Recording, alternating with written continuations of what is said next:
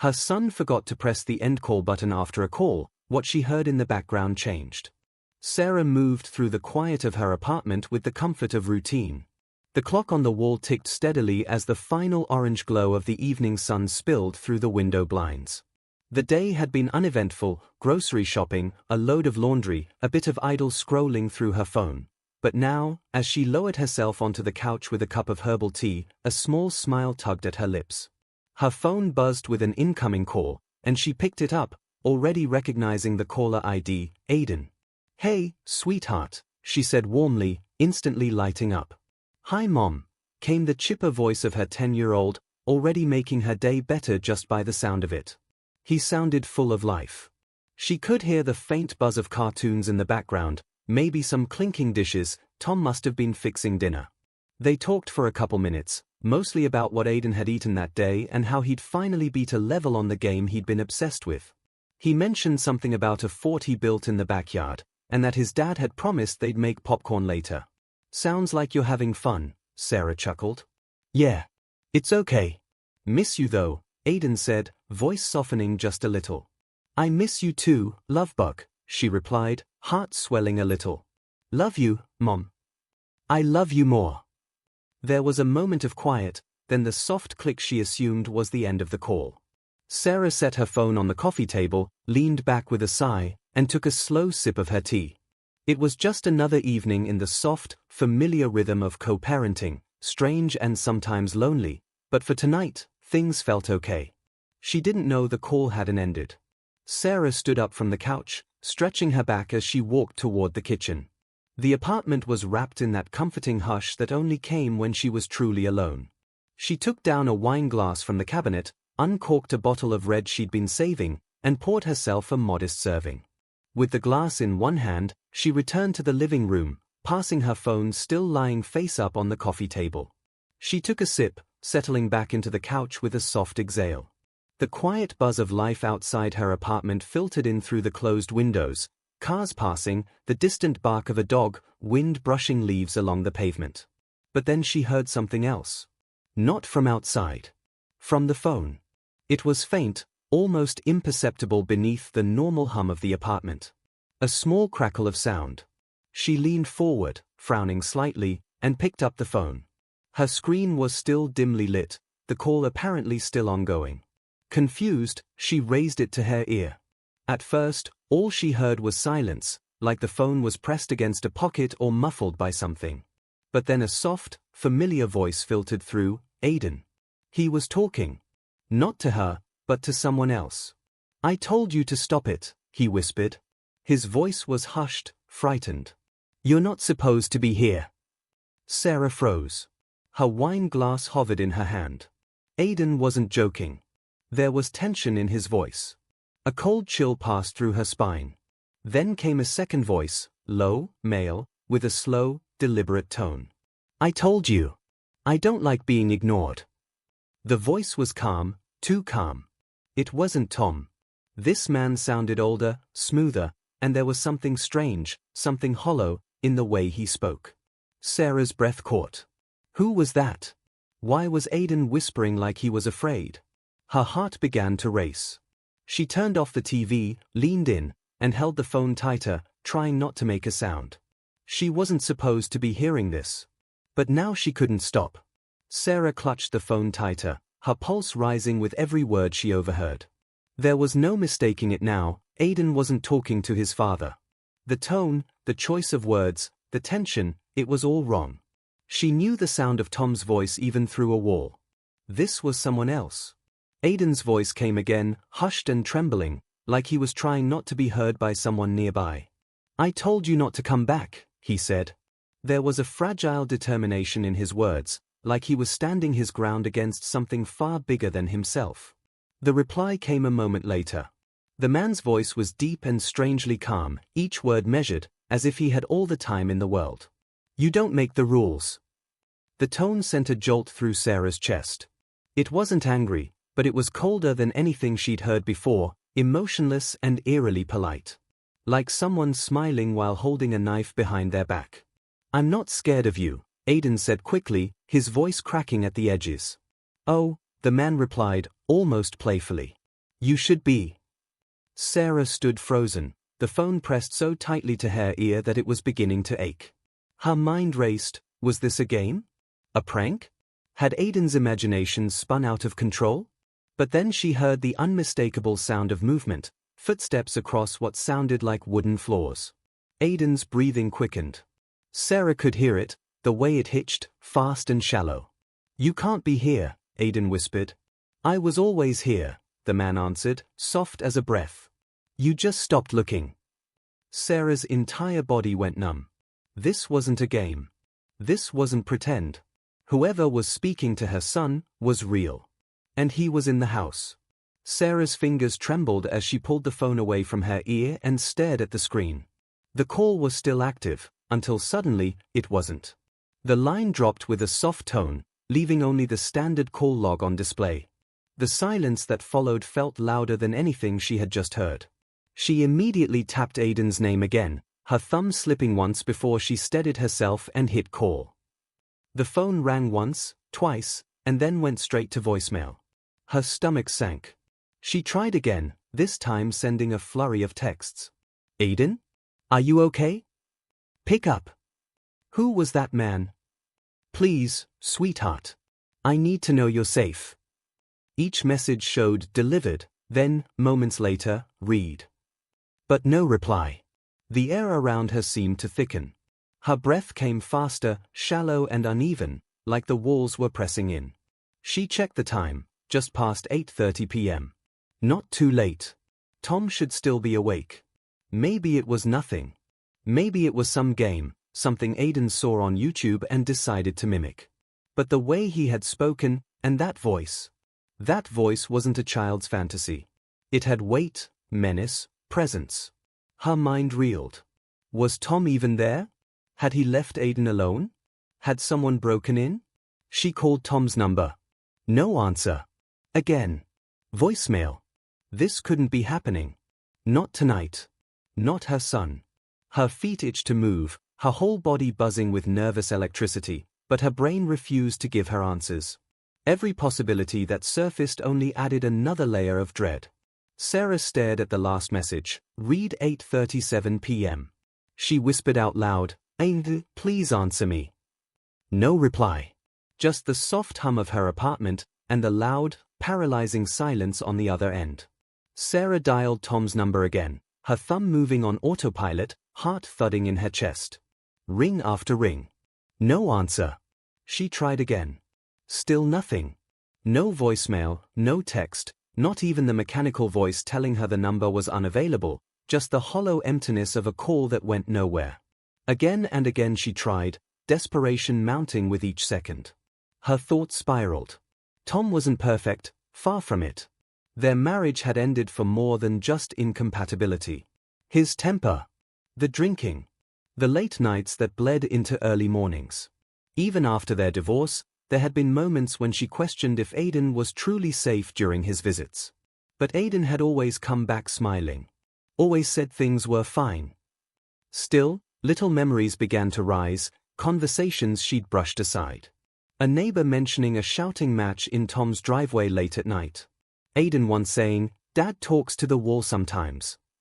A broken window he couldn't explain. A bruise on his arm that he claimed happened while climbing a tree. She hadn't wanted to stir up drama or come off as controlling. But now? Now her instinct screamed. Something was wrong. And Tom's silence was no longer just inconvenient, it was suspicious. Could this be related? Had something finally snapped? She gripped her phone like it might crack under pressure. The questions in her mind multiplied faster than she could quiet them. Where was Tom? Why wouldn't he answer? Who had been speaking to Aiden? Most terrifying of all, was she already too late? Sarah grabbed her keys with shaking hands, barely registering the sound of them hitting the tile as they slipped through her fingers once. She snatched them up again, heart hammering in her ears, and bolted toward the door. The wine glass still sat untouched on the table, her tea going cold beside it, forgotten. Her only focus now was getting to Aiden. The night had deepened outside. Street lights flickered overhead as she sprinted to her car, unlocked it with a fumbling thumb, and slid inside. The engine roared to life, tires skidding slightly as she pulled out of the driveway with more speed than caution. Her hands gripped the steering wheel tight, knuckles white, breath fast and shallow. Tom's house was across town, 20, maybe 30 minutes away depending on traffic. Too long. It felt like hours already. As she drove, she punched in 911 on her phone's screen and switched to speaker. 911, what's your emergency?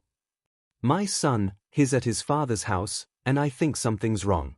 I was on the phone with him and I heard a man, someone I didn't recognize. He sounded scared, and now no one's answering, and, please, I just need someone to check. The dispatcher's tone remained calm, maddeningly calm. Is there any indication of a break-in? Has your son sent any messages stating he's in danger? No, but, he sounded terrified. We can send a welfare officer to the address, but without confirmed danger, please remain calm. Try contacting the father again. Sarah's grip tightened. Try? She was done trying. She pressed harder on the gas. Sarah pulled up to the curb with a screech of tires, the car barely in park before she jumped out. Tom's house stood quietly under the dim glow of the porch light, its windows lit from within. From the outside, everything looked normal, too normal. The kind of stillness that made her stomach knot. She rushed up the walkway, heart slamming against her ribs. The front door was closed, locked, the blinds drawn. She knocked hard. Tom? Aiden? No answer. She knocked again, louder this time, then pounded with her fist. Still nothing. Her voice rose. Tom, open the door. I know you're in there. Aiden. The only response was silence. She stepped back and looked up at the lit windows on the second floor. No movement. No silhouettes. Just the hum of a light left on too long. She checked her phone again. No messages, no calls. The dispatcher had promised to send someone, but she couldn't wait. Then came a sound. A dull, heavy thud from inside the house. Muffled, but unmistakable. It didn't sound like a door closing or something falling over. It sounded intentional. Solid. Sarah froze. Her voice cracked when she shouted again, Aiden. Silence. She stepped back onto the porch, her mind racing. Something was wrong. She could feel it in her bones. That thud hadn't been nothing. Someone was in there. Sarah didn't hesitate. She checked the doorknob once more, still locked. Then she stepped back, gritted her teeth, and threw her shoulder into the door. It didn't budge. Again, harder. On the third slam, the frame cracked with a loud splintering snap, and the door gave way, swinging inward with a protesting groan. She stumbled into the house, heart pounding, her breath coming in frantic bursts. Aiden, she shouted, her voice sharp, urgent. Tom. No reply. The living room was empty. The curtains were drawn, the coffee table crooked. The television was on, but there was no picture, just black and white static crackling across the screen, casting a pulsing flicker of light across the walls. It looked like it had been left that way for hours. Sarah stepped in farther, her shoes crunching faintly on something brittle, crackers, maybe glass. Her eyes swept the room. No signs of a struggle, but something felt wrong. Like the air itself was holding its breath. She called again, louder this time. Aiden. Still nothing. She moved into the hallway, her voice shaking now. Aiden, please answer me. The hallway loomed ahead, quiet and shadowed. The only sound was the hum of the static behind her, and the echo of her own heartbeat pounding in her ears. Sarah moved quickly down the hall, peering into each room as she passed. Kitchen, bathroom, guest room, nothing. The silence made her skin crawl. She reached Aiden's door and slowly pushed it open. There, in the corner of the room lit only by the glow of a nightlight, she saw him. Aiden was curled up in his bed, blankets pulled tightly to his chin. His small frame shook with quiet tremors. He didn't look up at first, not even when she rushed to his side and dropped to her knees beside the bed. Aiden, she breathed, tears springing to her eyes. Oh my God, baby, are you okay? His wide eyes flicked toward her, and only then did he seem to realize she was real. He lunged forward, burying his face in her shoulder, clutching her shirt with tiny, trembling fingers. I'm here, she whispered, wrapping her arms around him. "You're okay now. I'm here." Aiden didn't speak for a long moment, just shook and breathed in fast, shallow gasps. Then, so softly she almost didn't hear it, he whispered, "Mom, he's in the walls." Sarah froze. She pulled back just enough to look into his face. "Who, baby? Who's in the walls?" But he shook his head, lips pressed tight. His whole body tensed, his eyes darting toward the corner of the room as if something might move. No matter how gently she asked, he refused to say another word. Sarah held Aiden close for a moment longer before easing him back under the covers. "Stay here," she whispered, brushing hair from his clammy forehead. He nodded, eyes wide, and clutched his blanket like armor. As she stood to leave the room, something caught her eye, faint smudges on the floor just outside Aiden's door. She stepped into the hallway and looked closer. Mud. Small, dark footprints leading away. But not toward the front door. They led to the far end of the hall, toward the basement. Her chest tightened as she followed the trail. The footprint stopped at the basement door, its edge slightly ajar.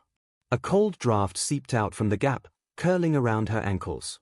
Aiden's voice came behind her, soft and trembling, "Don't open it." She turned to look at him. He had gotten out of bed, standing barefoot in the hallway now. "Please don't," he whispered again. A sudden thump came from below, deep and heavy. Then another. Something was moving down there. Every instinct in Sarah's body screamed to take Aiden and run, to call the police and wait outside. But something stronger, fear, love, desperation, made her wrap her hand around the doorknob. She pushed the door open and descended into the dark. The basement stairs groaned under Sarah's feet as she moved downward, each step colder than the last. The light at the top barely reached the bottom, casting long, warped shadows across the concrete floor. The air was damp, thick with the musty scent of mold and old earth. She hesitated at the bottom, heart hammering, and called out, "Tom!" No answer. She crept forward, her eyes scanning the dark corners. Boxes, storage bins, a few broken toys. Everything looked untouched, until she reached the far wall, lined with tall wooden shelves. One of them looked off. The dust on the floor around its base had been disturbed, smeared in the same muddy prints. She stepped closer and placed a hand on the edge of the shelf. With a push, it creaked, resisting slightly before shifting aside on hidden wheels. Behind it was a narrow passageway, barely wide enough for her shoulders. She swallowed hard and stepped through. What she found made her skin crawl. A small, windowless room, lit only by the soft red glow of a cracked camping lantern. The walls were covered in children's drawings, twisted figures, wide black eyes, long limbs. Aiden's name was written over and over in shaky crayon. In the corner, a pile of bones, small, animal by the looks of them. Next to it, a dirty mattress, flattened in the middle, with torn blankets and a faded stuffed bear. It wasn't just a hiding place. It was a room someone lived in. And they'd been watching. Sarah spun around as footsteps pounded down the basement stairs, quick and erratic. Tom stumbled into view, red-faced, eyes wild, the sharp scent of whiskey clinging to him like sweat. He nearly lost his balance as he reached the bottom, catching himself on the railing before glaring at her. "What the hell are you doing down here?" he slurred, voice raised, defensive. Sarah stepped out from the hidden room, fury flaring through her fear. "What is this, Tom? Who's been living down here? Who is he?" Tom's expression darkened. He looked toward the false wall, then back at her, shoulders sagging with a twisted mix of anger and shame. "I let him stay," he said, voice low now. "I owed him." "What?" she demanded. "Owed who?" But Tom wouldn't, or couldn't, explain. His jaw clenched, eyes darting like he expected something to lunge from the shadows. He said he just needed a place. Said he wouldn't bother the kid. Said he'd be quiet. "You let someone live here? Near Aiden? What's wrong with you?" Before he could answer, a thunderous bang echoed from above. It came from the floorboards over their heads, directly beneath Aiden's room. Then, a heartbeat later, a scream split the air. "Aiden!" Sarah shouted, racing past Tom, who staggered and reached for her, but she slipped away. The scream had been real. And it was upstairs. Sarah took the stairs 2 at a time, her legs fueled by sheer panic. As she reached the top, she turned down the hallway and skidded to a stop just outside Aiden's door. It was wide open. "Aiden!" she cried, rushing in. He wasn't in the bed. Her eyes darted around the room, then she saw a small hand gripping the floorboard edge beneath the bed. She dropped to her knees. "It's me, baby. It's Mom. Come on, we have to go." Aiden scrambled out, eyes soaked with terror. "He's in the hallway," he whispered. Then, as if summoned, something shifted just beyond the doorway. Sarah looked up. A shadow drifted across the wall, tall, impossibly tall, hunched at the top like its head brushed the ceiling. Its arms dragged low. She didn't see a face, just the suggestion of something wrong, something stretched too long and too thin. She grabbed Aiden, slammed the bedroom door shut, and twisted the lock until it clicked. She pulled her phone from her pocket with shaking fingers and dialed 911 again, voice quaking. "He's in the house. He's inside." From the hallway, a slow scratching sound began. It was coming from the door. The scratching stopped just as suddenly as it had begun. Sarah held her breath, one arm wrapped tightly around Aiden, the other clutching her phone like a lifeline. From outside, the rising wail of sirens pierced the night, growing louder by the second. Aiden buried his face in her shoulder, trembling. Then came a silence, complete and suffocating. No footsteps. No whisper. Nothing. She waited. 30 seconds. A full minute. Slowly, she crept toward the bedroom door and pressed her ear against it. Nothing. From downstairs, the front door burst open with a crash. "Police! Call out if you're inside." Sarah yanked open the door and ran to the top of the stairs, Aiden clinging to her side. "We're here," she shouted. "Upstairs."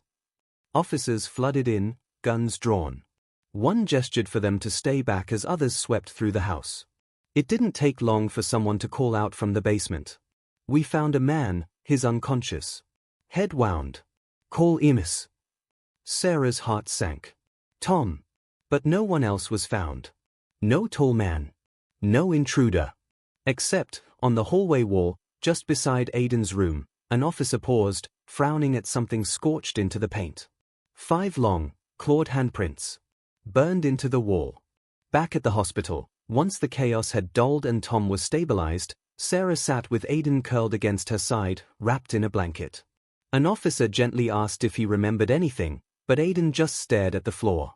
Minutes passed before he finally spoke. "He comes when I sleep," he said softly, voice hollow. "He used to live in the walls, when Dad drank too much. I could hear him breathing." Sarah froze. "What do you mean, baby? Who is he?" Aiden's eyes stayed distant. "He said I'm like him. That I belong to him now." The room fell silent. Later, police searched the house thoroughly. No fingerprints. No sign of forced entry. The secret room existed, but no identification, no belongings, just those disturbing drawings and bones. Then, behind a vent in Aiden's room, an officer found something old, a faded photograph. It was black and white, curled at the edges. A boy stood in the center, small and smiling, wearing out-of-date clothes. His face was unmistakable. He looked exactly like Aiden. Same eyes. Same smile. Same age. The officer glanced between the photo and the boy sitting nearby.